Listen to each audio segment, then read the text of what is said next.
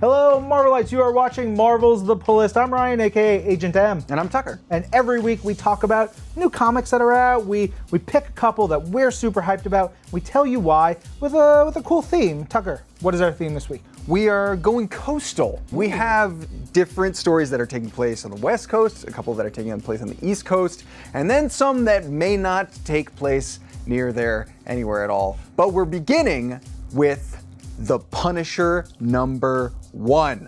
We're so excited to start a kind of back to basics approach to a classic Frank Castle. Now he's back, he's got the leather coat on, and he is still just taking names. Punisher's not a talkative guy. He's not Spider-Man. He's not a guy who's gonna quip.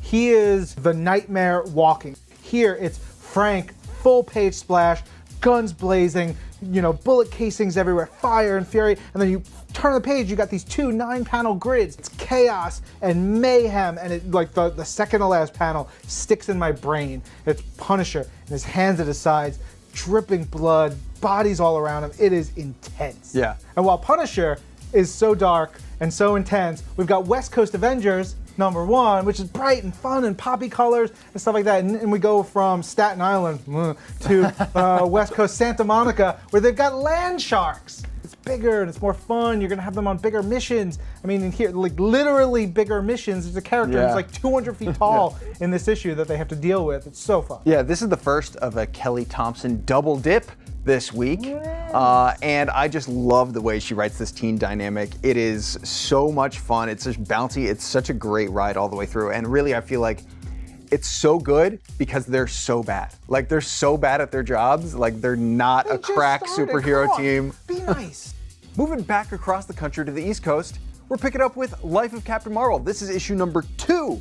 It is a really, really fascinating kind of character analysis as we get to know her past in a really, really wonderfully told story. We're getting this great nostalgic view of her hometown.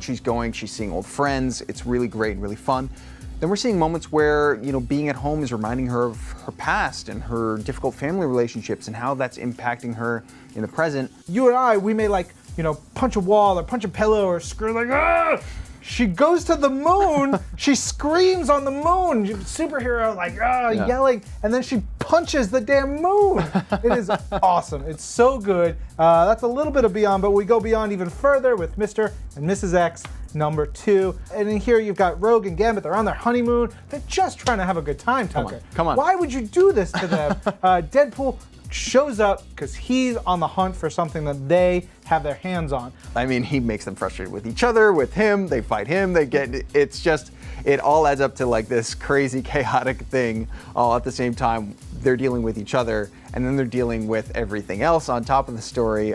It is so much fun to read. Yeah, one of my favorite things is the TechNet shows up. TechNet, such a weird villain group. I mean, we get this one panel that introduces them, and you've got each one has like a description, and you're just like, what is this team? It is the best. They're one of my favorites. They're so odd. If you want to learn more about the TechNet and all the comics out this week, listen to Marvel's The Pull List, the full podcast version on Marvel.com or wherever you get your podcasts. We'll be back with another episode next week. I'm Ryan. I'm Tucker. This is Marvel, Your universe.